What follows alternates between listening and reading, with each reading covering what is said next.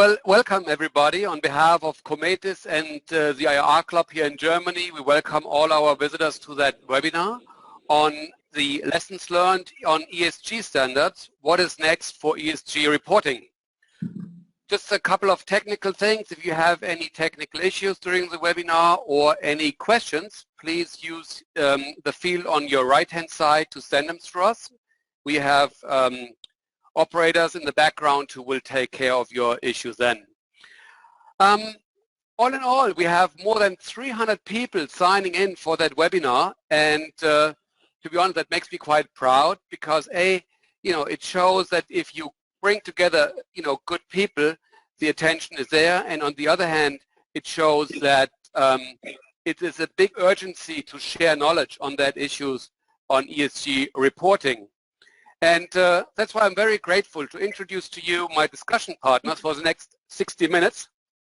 First, we have from the investor perspective, Antje Stobbe. She is the senior analyst at Allianz Global Investors, which is one of the largest investors in the world. And she's a member of the ESG research team and, among others, responsible for corporate governance and proxy voting for the EMEA region. We have Martin Ziegenbalg from the corporate side. He is the head of investor relations of Deutsche Post, and he's accompanying that position since 2002. And he's also responsible for all reportings of Deutsche Post, and especially for the ESG reporting. And then we have Neil Stewart from SASB, the Sustainable Accounting Development Board, and he is responsible for the corporate outreach of SASB. And my name is Michael Diegelmann. I'm the CEO and founder of Cometis, and we are a consulting company focusing on investor relations and ESG advisory. So Neil, please give us a briefly introduction of SASB and why corporate should use the SASB standards for their ESG reporting. Great, Mike. Well, thanks very much. And well, thank you, first of all, to Cometis and to IR Club for putting on this event. Really very pleased to be speaking today with Deutsche Post DHL and Allianz Global Investors. And extra special congratulations to DPDHL today for your new sustainability roadmap and impressive decarbonization goals, really setting an incredible example. So what is the Sustainability Accounting Standards Board? We're an independent nonprofit. After our merger with the IIRC, we'll have dual headquarters in San Francisco and London. SASB provides industry-specific disclosure standards, allowing companies and investors to communicate about the financial impacts of sustainability. So clear standards ensure transparency, comparability, allowing investors and management to better integrate ESG factors and make more informed decisions. So SASB is a global standard setter. We don't rate or rank companies. Think of us like an accounting standard setter, like the IASB, with standards designed to evolve alongside the markets. And in fact, for everyone listening, you can help shape the future of the standards by engaging with us. Now, what differentiates SASB from other standards and frameworks is that we are laser focused on investors and their need for decision useful ESG data. Basically, what is material to enterprise value over the short, medium, and long term? We maintain 77 industry-specific disclosure standards, each with an average of just 6 topics and 13 metrics. So that's an easy starting point for companies.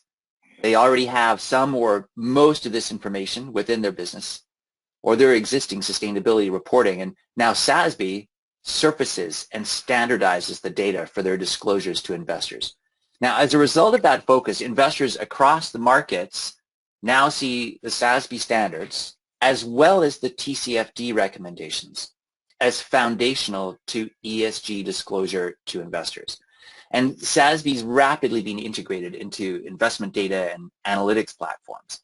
Today, more than 150 asset managers and asset owners representing more than $50 trillion in assets under management are in the SASB Alliance, including the world's biggest investors, UBS, Norges Bank Investment Management, Allianz, BlackRock, State Street, Fidelity, Capital Group, and so on. For investor relations, SASB standards give you really the ability to control your story. If your company is not disclosing this data a portfolio manager or an index provider or a rating provider is still going to try to reach a conclusion about your ESG performance. By taking control, you can get your story across clearly. So to sum up then, investors and companies are supporting the SASB standards because they're industry specific, they link ESG issues to enterprise value creation, and they're developed with a rigorous due process with market input. They're not just about disclosure, they're really about improving and rewarding ESG performance and ultimately overall financial performance. Now, thanks for that, Neil. Martin, Deutsche Post is using SASB for its ESG reporting, and I was wondering how many standard setters frameworks have you assessed and why have you chosen SASB?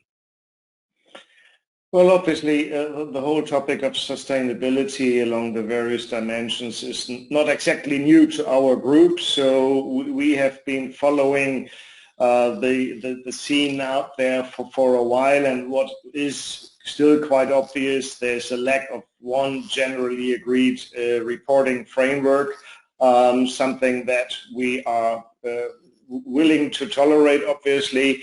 I think you see us preparing our data along two standards, and one of them is SASB, exactly for the reason also that Neil referred to. We have a fairly large investor base in the United States who are, as a matter of fact, using this SASB framework to assess the sustainability performance. And therefore, it was very clear to us that if you want to have a meaningful outreach, you should make sure that you are reporting in line with the SASB framework. That goes together, and Neil, you've got to be strong now. For the more European investor base, we are in addition presenting our data in GRI compatible format as well. So Antje, from an investor's point of view, does it actually matter to you what standard or framework a corporate uses? Yeah, thank you, Michael. Perhaps before answering your question, let me frame it a little bit. We as asset managers receive more and more requests from our clients, i.e. asset owners, to really steer our portfolios according to ESG criteria. So there's a lot of pressure from clients on asset managers to really look into ESG criteria more in detail. And what we then of course need is for those questions to be able to answer those is information from the companies we invest in. And for that reason it is extremely important to ask that companies report according to established reporting formats such as SASB, but also TCFD. What we observe is really that we often get a lot of information in written format, like in verbal format, but not so much as data in data format. So we really encourage companies to report according to established reporting standards. And how often do you actually read those reports? Yeah, that's a good question. I mean, when we look more in depth into a company, and we do that quite frequently, for example, for integrated ESG funds, then we do read the non-financial reports or sustainability reports, and we start reading our reading with the materiality analysis, which to my mind is an important aspect of the sustainability report. We also look into the link between sustainability goals and strategic goals, and then of course targets and regular reporting on KPIs. So Neil, cometis has recently done a quite big survey on, on transparency of ESG issues, the global ESG monitor, and we found that 30% of all German DAX companies are actually using the SASB criteria, but only 4 corporations report the use of the standards. What's the reason for that from your point of view? So this is a really interesting question because in effect, I think, the statistics answer it. Why are German companies why are fewer of them adopting SASB standards formally to incorporate in their reporting? Because they're already communicating what is most important and what is material to their performance. That is, as you say, 30% of DAX companies actually are already reporting in some form the metrics for their industries that are in the SASB standards. But let's look, and out of what we have today, we have over 660 SASB reporters. 68 of them are in Europe, another 20 in the UK. And that pace is really accelerating. So last month, there were more non-US reporters than US ones. Out of 67 new SASB reports, 36 were outside the US, including 22 in Europe. Again, not counting the UK. So 9 in Spain alone, including Telefonica, BBVA, Santander, Repsol, and the 2 new German ones were Bayer and Daimler, adding to Deutsche Post DHL and BASF. Now this is really rapid and really impressive growth, but it's true, Europe is coming somewhat later and slower to SASB, and why is that?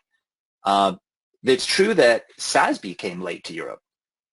From our founding in 2011 until 2018, we were focused on US companies, but we changed in response to a clear message from investors that they looked globally and companies benchmark globally. There was no use for a US-only standard. So we now are a global standard setter. But the key thing, and going back to the statistics again, Mike, is that Europe is starting from a higher base, typically very mature ESG reporting, advanced in this ESG space, and an investor base with great expertise. So also advanced regulatory requirements. So compared to the US, I'd say perhaps a less urgent need, but still a need. And again, to answer his point, the investors like Allianz and investors worldwide are looking for these industry-specific, consistent and comparable data points around enterprise value to measure ESG performance. Now, Antti, we're consulting a lot of companies on their, establishment of ESG reporting, and a lot of companies are facing a confusing area of frameworks. We have, with Neil here, the Sustainable Accounting Standards Board. We have the Task Force of Climate-Related Financial Disclosure. We have the GRI. We have the United Nations Sustainable Development Goals, and so on. What is your advice to companies on how to navigate them? Yes, I can understand that this is not easy for companies to really decide on which standards to follow and what to report on. My advice is always to look at the material topics for the business. So that's actually an approach that SASB follows and that we appreciate very much. So looking at what is really material to your business and then decide on the key indicators you report on in that context. Now looking at the standards, this is of course also depending very much on the country you are established in, and also the reporting frameworks you are required to use. But I think that GRI, in general, is an established reporting format for non-financial reporting. I believe that SASB is being added more and more, and as I said, we appreciate that. TCFD is of course something, a format that is focusing on the environmental aspects only, so would not be eligible for any kind of social reporting, so that is important to be kept in mind. Generally, I think, as I said before, our view is companies should improve on the quantitative reporting in line with their sustainability goals. That is really important to us, and really report on the progress towards these targets on a regular basis. So that's also a second demand we would like to voice again. Martin, I mean, you're representing one of Germany's largest corporations. Several 100,000 people work for Deutsche Post, and this is all very good advice we're getting here. But I would like to know from you your experience on ESG reporting. What are the challenges for an IR or an ESG team that they're facing when they want to introduce a reporting framework internally? And first of all, it's a very good idea to have an internal reporting system which is fully covering also the non-financial KPIs that you're reporting along. And I think rule number one, that there has to be a single source of truth in the organization, and that should be just like for the financials, the finance department, where you have a proper bottom-up collection of data quality, insurance, and all these sort of things, and then the reporting comes at the very end. What we see happening in many corporates is that over the more recent past, within the organization, there may have been a sustainability or ESG practice, which initially maybe was somewhat distant to the core finance function. And there's a certain tendency often with these specialist teams trying to be everything to everybody out there. Yeah? And I think, as Antje said, your sustainability targets and actions have to be born out of your business model, out of your strategy, and that means that you're going to report on what is really relevant for you, on things that you can steer, and there are things that are not relevant to you as a corporate and your business model, and therefore I think it has to be aligned with the materiality, and therefore I often refer teams to draw a parallel to how are we behaving in the world of financial KPIs. And there again, take for example our group. We are reporting on a divisional basis, divisional revenue, EBIT. I'm pretty sure there are many investors out there who would like us to see reporting return on capital employed quarter by quarter on a divisional basis. For a number of reasons, we don't do that, and that's something that's been well understood. And in the world of non-financial KPIs, I think you have to accept the same set of prioritization, in that there may be KPIs that are relevant to investors, but if they are not relevant to your business model, don't even try to make them look relevant to you, and struggling over time to report on them if you don't steer them. That's a good point you're addressing here with the KPIs. And Neil, also again, in our survey, we found out that very little companies around the globe are actually showing their formulas on how they calculate those non-financial indicators. Do you have any explanation for what's the reason for that? Again, we're lacking in standardization and definitions, right? So, and this is I think this is the state we find ourselves in. Companies and investors are somewhat confused, are adrift without that comparability and consistency. So as the world is moving towards more standardization, and then we'll have commonly accepted definitions and topics. I mean, this is where GRI and SASB come into play, right? And remember that they're complementary, that GRI and SASB don't compete. This isn't a question of do we do GRI or do we do SASB, or are we a European company or a US company? This is about different audiences and different purposes. And where GRI and SASB both really help the market is by coming down to these definitions and metrics that everyone can understand, rather than each company kind of following its own metrics. Now, you said earlier, I think SASB has developed standards for over 77 different sectors. And does a company really have to disclose each and every topic and metric in its industry standard? So the way it works is, yeah, we've divided the universe of companies into these 77 industries within 11 broader sectors. And we've identified for each public company, we've identified a primary industry.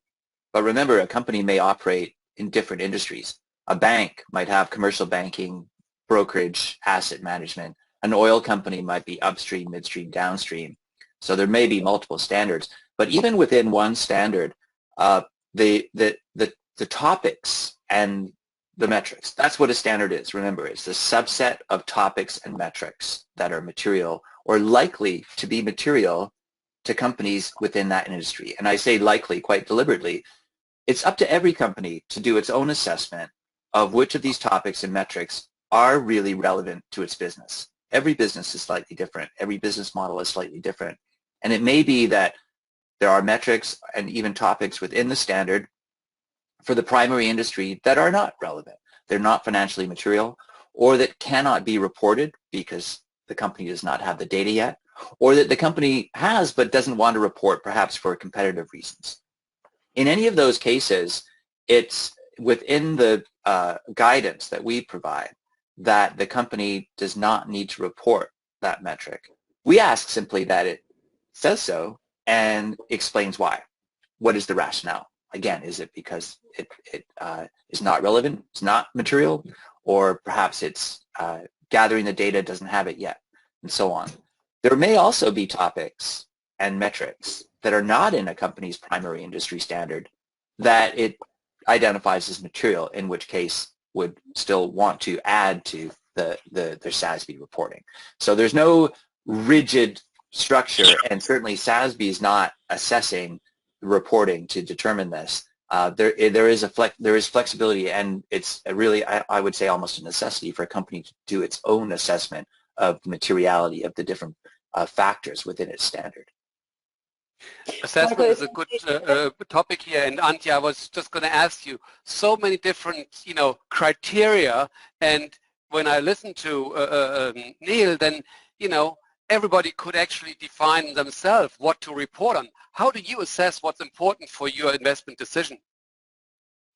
Yeah, thank you for that question. I actually just wanted to hook onto what Neil said about comparability. So we just, I would like to give you an example. We just converted 74 of our funds to an approach which we call climate engagement with outcome. And there we look at the 10 largest emitters per fund. And start an engagement with them on climate-related issues. And this is very much a bottom-up approach. So we look at relevant data and compare them across certain industries where we have identified those high emitters. So, for example, material companies or energy or utilities companies. But also financials, by the way, where we have where we certainly see this topic to be very relevant. And here, I mean, if you want to compare companies across a sector, you need to identify the relevant KPIs and indicators, and then really use the same indicator across different companies, and there the issue starts, right? Because often these companies do not report in the same way using different definitions. So to do such a kind of assessment and analysis and start such an engagement where we really want to work with companies towards improving their climate profile, it is of utmost importance that they report according to certain standards. We have a lot of corporates in the audience. Can you give us some examples of corporates who you think do a good job on ESG reporting? Yeah, that's of course the million-dollar question here. I leave out any corporates on the panel. So Martin, you say no, but I mean, just perhaps taking BASF as an example, where I think they are really doing a great job at defining targets. And then linking them very well with KPIs and the achievements in this respect.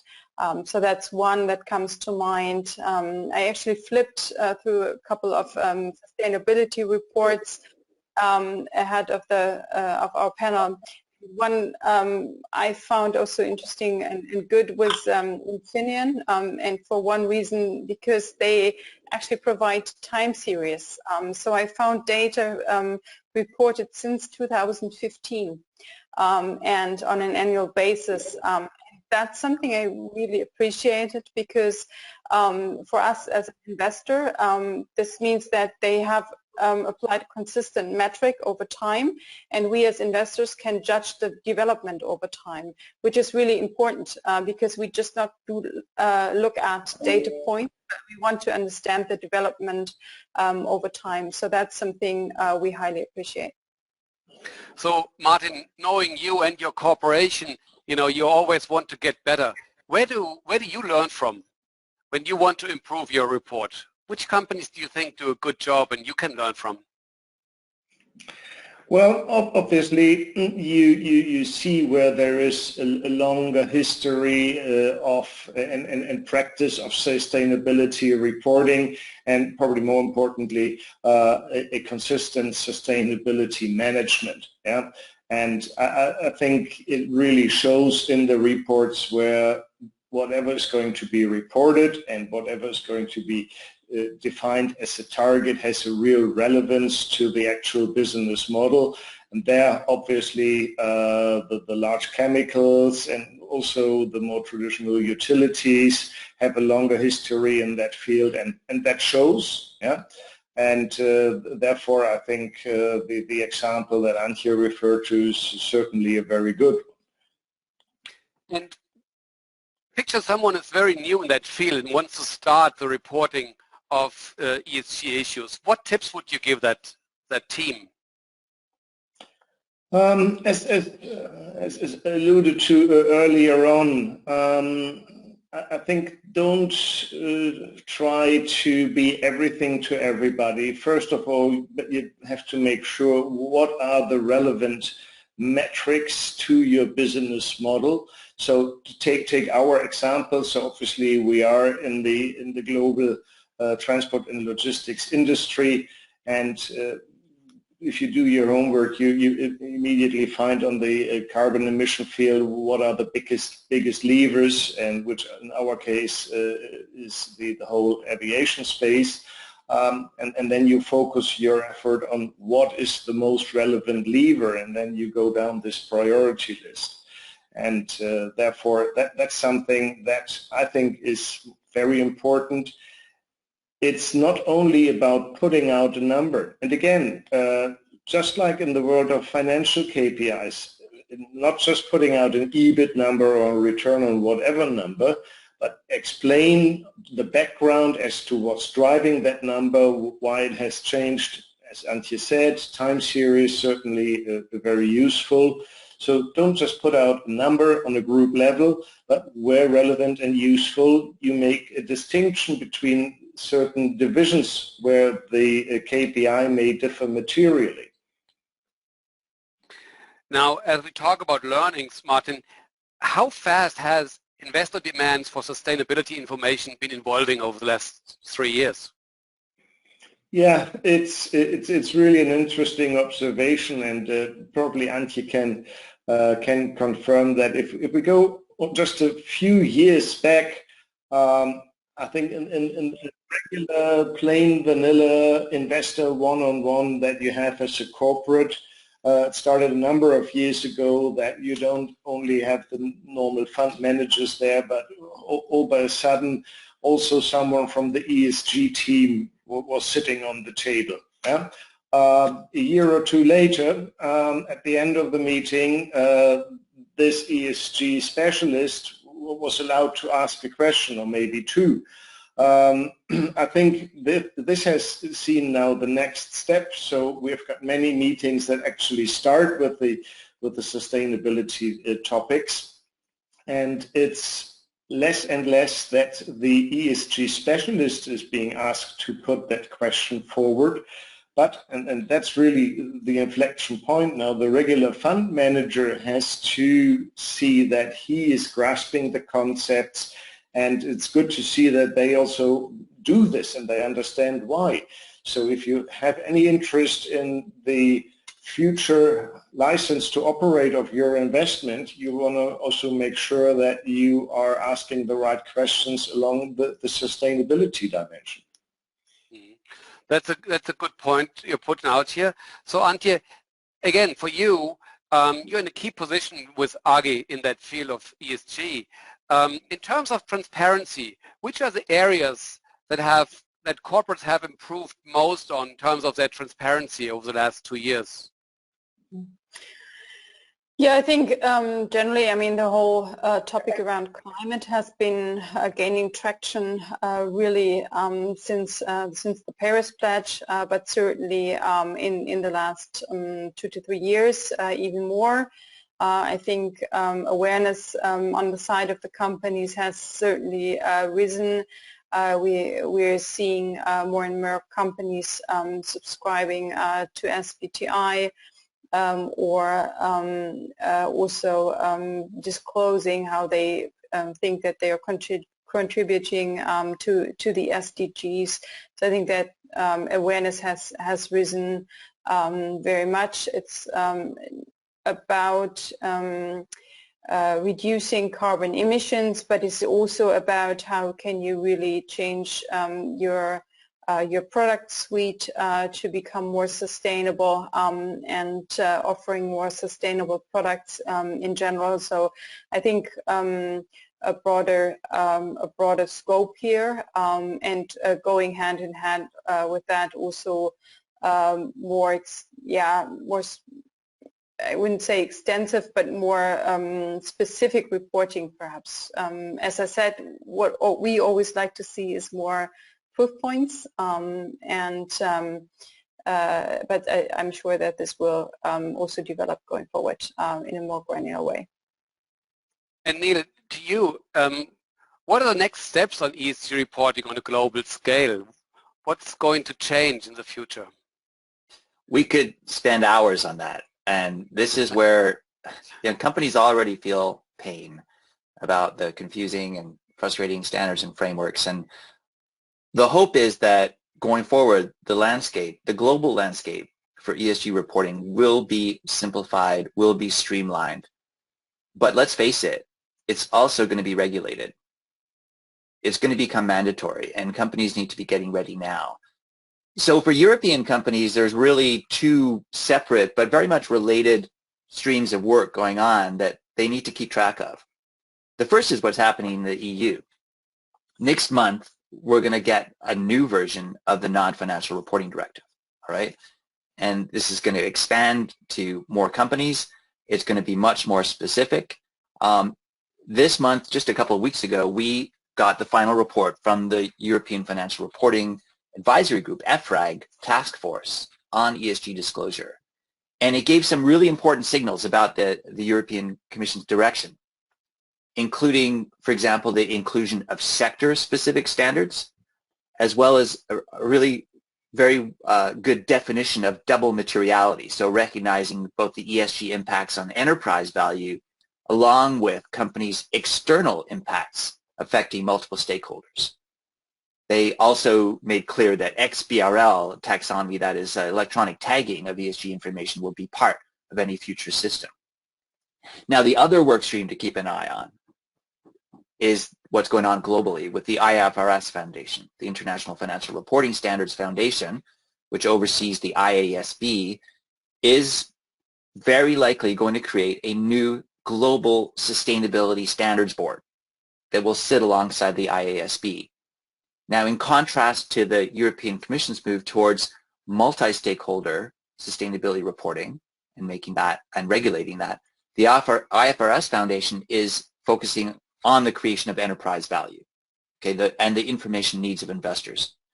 As well as the coordination and connection or interoperability with other kinds of reporting. So the new Sustainability Standards Board is very likely also going to focus first on climate-related disclosure and then expand to more complete view of ESG. Now this SSB, the Sustainability Standards Board, could be up and running faster than any of us could have expected. It's got broad support across the global capital markets, including from the International Organization of Securities Commissions, IOSCO. So that those members include, for example, the SEC, the securities regulators in each country. And they would be the ones to give life to the standards, to make them mandatory if they wish. So in a recent statement, IOSCO urged the IFRS Foundation to leverage existing frameworks.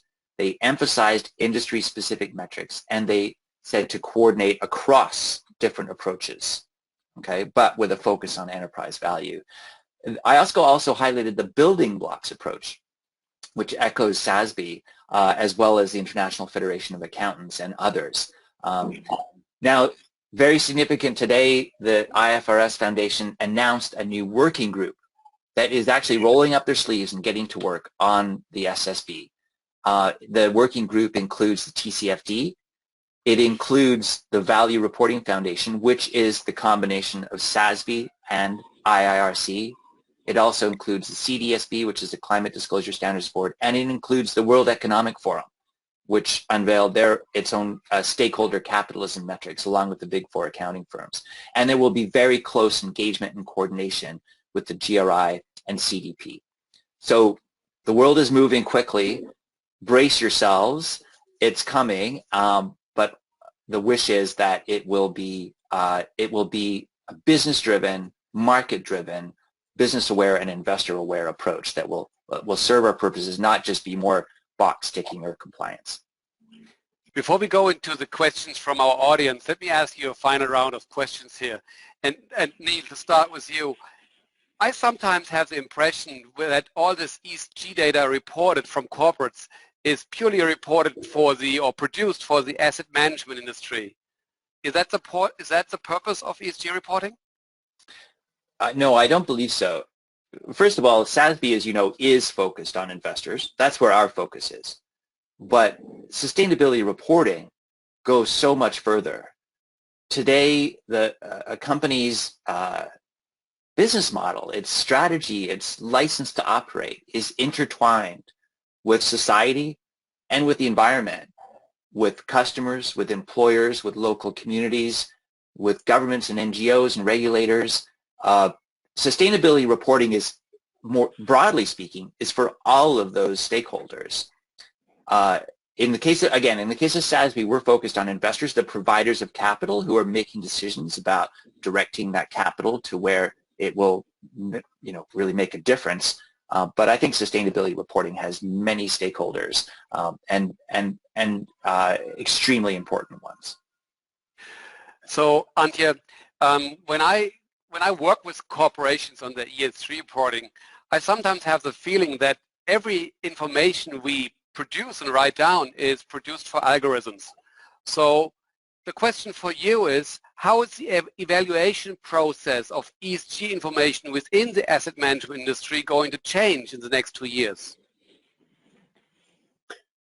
Well, I wouldn't agree that it's for algorithms, but I would agree that it's certainly becoming more data-driven over time, simply because ESG matters are being more and more integrated into the decision of fund managers.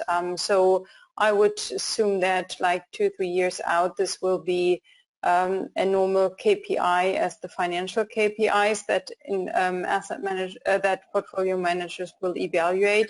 So it's not going to be any more integrated ESG funds, SRI funds, but I believe that ESG will be an element that is there across the funds. And that means that we, as asset managers, would need to digest information much easier, meaning that we would need to have more data points that are available consistently over our investment universe. So having said that, I'm perfectly aware that this is going to be a much bigger challenge when it comes to, for example, emerging market companies or certain other areas of the developed world where this thinking around sustainability is not as advanced as it is, for example, within continental Europe.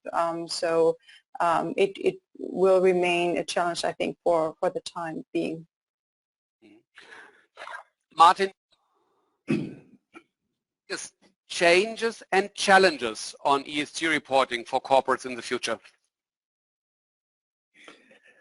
Yeah, I think it has to be understood by the whole organization that the ESG reporting and, more importantly, the ESG management is not just to serve a certain special interest group out there.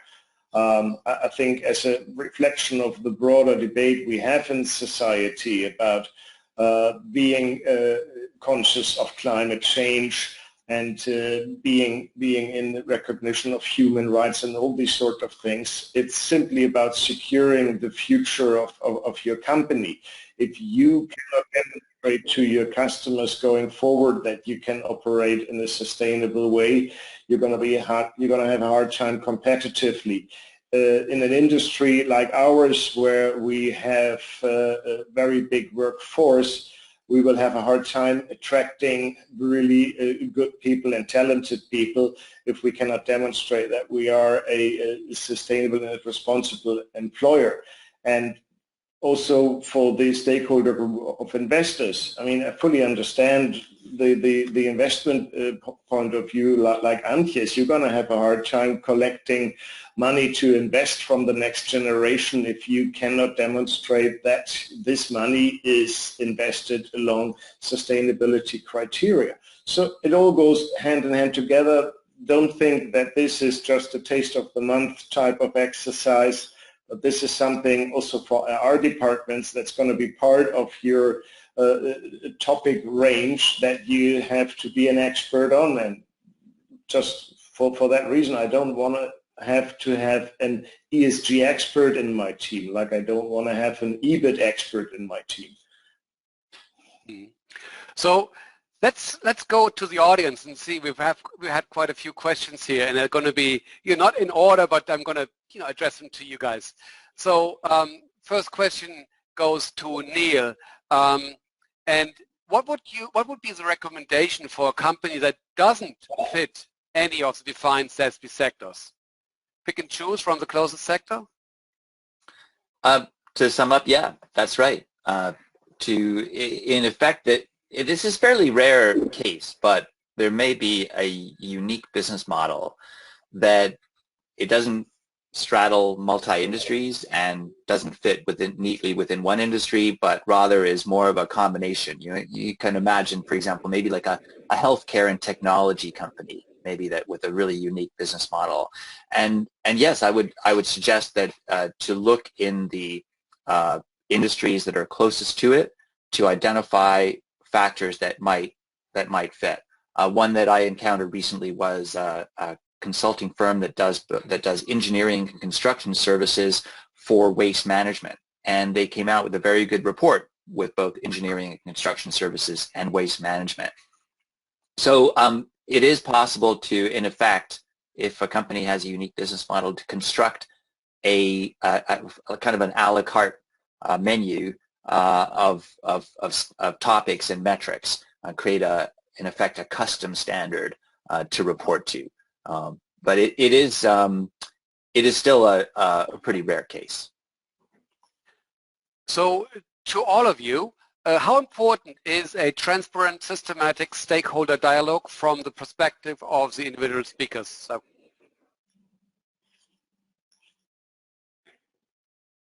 Martin, go ahead. That's an easy one. It's very important. I mean, again, don't make this just a separate stream of action. It's going to be part of your overall management and reporting exercise, full stop.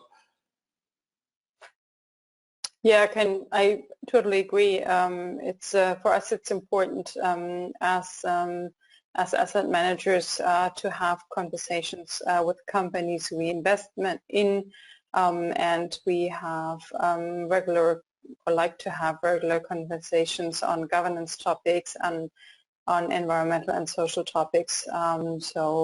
We invite our investee companies to reach out to us on these topics in the same way they do as on financials. I think we can think of this at different stages in the ESG journey as well, and how crucial that stakeholder and that shareholder engagement is. First of all, identifying what are the issues of importance in investors' eyes, what's material, what are the frameworks and standards that they need to do their investment processes. And then on the back end too is in the process of improvement, in the cycle of improvement, going back and keeping that dialogue going in order to keep improving the ESG focus. But above all, this is not just about transparency and reporting. It's about improving performance, right? So to keep that dialogue with a view to not just ensuring transparency, but to really improving the underlying performance on various ESG factors. Would there be any recommendations from the speakers to standardize the materiality analysis as well?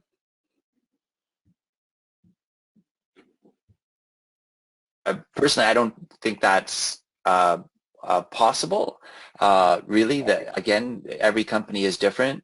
And remember too that when we say materiality assessment or materiality analysis, we need to be careful because, and this is one of the problems in ESG, there's a lot of people using a lot of different words, and very often we're using the same word to mean different things or different words to mean the same thing. And materiality is one of those, right? And a materiality analysis. In the more traditional sustainability reporting context, this is about going out and asking your stakeholders what matters and what's material. If you were to more closely look just at SASB, it's about determining what are the impacts of different factors on a company's operating performance, on its financial condition, on its risk, on its cost of capital, on its cash flow, and so on. So it's, you know, again though, I think that every company has to take an approach itself, and to standardize that or regulate that would be very difficult. Mm-hmm. So are the ESG criteria, are they going to see a different valuation in the future? So is one aspect more important? Is one aspect going to become more important than another? Antje? I don't think so. I mean, generally what we can see is that companies with good governance usually manage also environmental and social topics well. So in that sense, yeah, the cautious, yes, but generally, if you follow the approach of materiality, you would need to just decide as a company, having spoken with your stakeholders, which are the important factors. And so I don't think that there is a general answer to that. I think they all got their merits and will continue to do so. However, you find different degrees of maturity along the various dimensions. So I think for many of the governance aspects, there are already agreed frameworks and minimum standards, and thinking of corporate governance, I think there are pretty tight frameworks already. Similarly, on the social topics, I mean, there is, I think, little to choose from, but very obvious themes. I think where we are going to see the most variety among focus areas is when it comes to the environmental aspects, very much depending on the actual business model and business scope of a corporate. Now, one question here for you, Martin, is, so even though you don't see the need for a dedicated ESG specialist, the ESG-related workload comes on top of the classical IR. How have you addressed this resource issue internally, and how many full-time equivalents are covering these tasks? When it comes to the actual communication to the external world, I'm not going to grow my IR team because of the ESG aspect becoming more important. I think there will be going forward a clear focusing on what are the most relevant aspects that you want to discuss on an ongoing basis, and therefore I think it's going to be part of the 1-hour investor meeting, and we will see what portion of the 60 minutes the non-financial topics are going to conquer going forward. Probably the less, the better you're doing on it. And Neil, there's a question for you. Will SASB need to check and approve my report to confirm the use of framework is correct? The answer is no. As a standard setter, we do not take in company reporting or distribute company reporting or do any kind of assessing or judging or rating or ranking. We don't do any of that. All we do is provide the tools for companies to use freely, that's free for use by company reporters in their ESG reporting. Should one day, for example, if the standards become part of any regulatory regime in any jurisdiction, then it would be up to the regulator to do any kind of checking, but SASB doesn't do any of that. There's another question which relates to that. Would it make sense to align the integrated or integrate SASB with the reform of the European non-financial reporting directives? Well, it remains to be seen what the EC will do in terms of creating standards. But as we have pointed out to EFRAG and to the Commission, SASB has created these industry-specific standards, and they could be used or referenced or provide a foundation. So in short, yeah, we do believe it could make sense to integrate SASB standards, but there's a long road to go before anything like that should happen. The building blocks approach that we have laid out, and that IOSCO and IFAC and indeed the Ifrs Foundation have referred to, really lay out how we see the world taking shape around different standards. And the baseline, the global baseline, could be this one focused on the investor audience and an enterprise value, and that's where TCFD and SASB are very clearly. And then the next step, the next building block, would be reporting to multiple stakeholders about stakeholder impact. So that would be where you would find the GRI as well as the NFRD as it exists currently.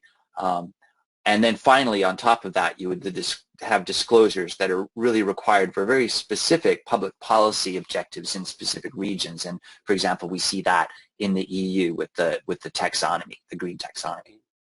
So here are a couple of questions for Antje.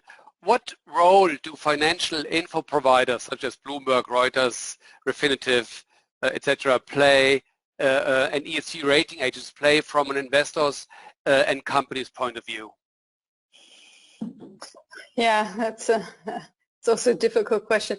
Yeah, I mean, I would say they form the basis of analysis. So they give us guidance. And for example, with our integrated ESG funds, we use MSCI as the basis, but we then come up with internal assessments if we disagree with the rating, or wherever we find that the assessment is not sufficient in our view, or where there is no rating available.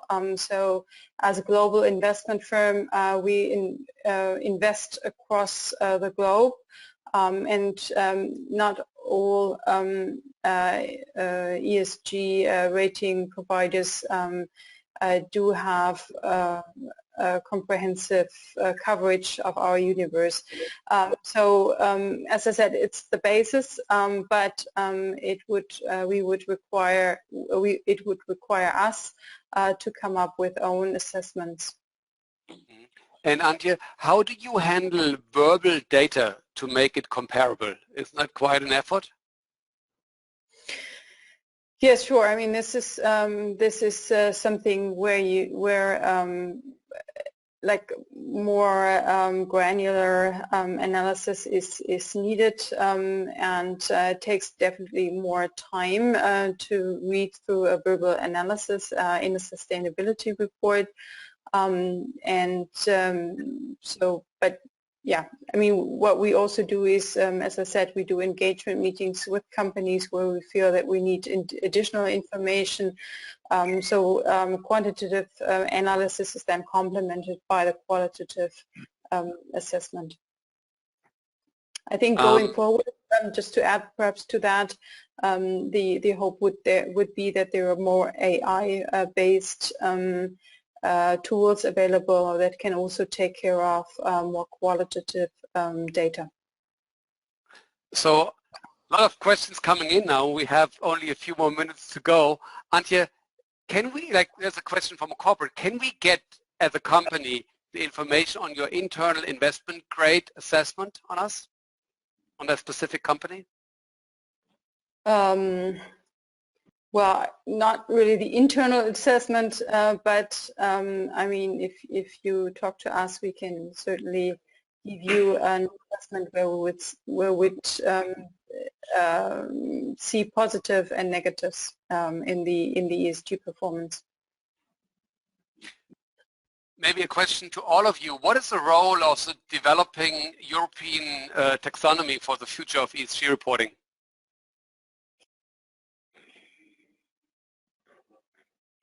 Probably would not be fair to make it just another complexity now about to being added. I think we should expect to see all type of governments also starting their efforts to foster sustainability, business and sustainable investments.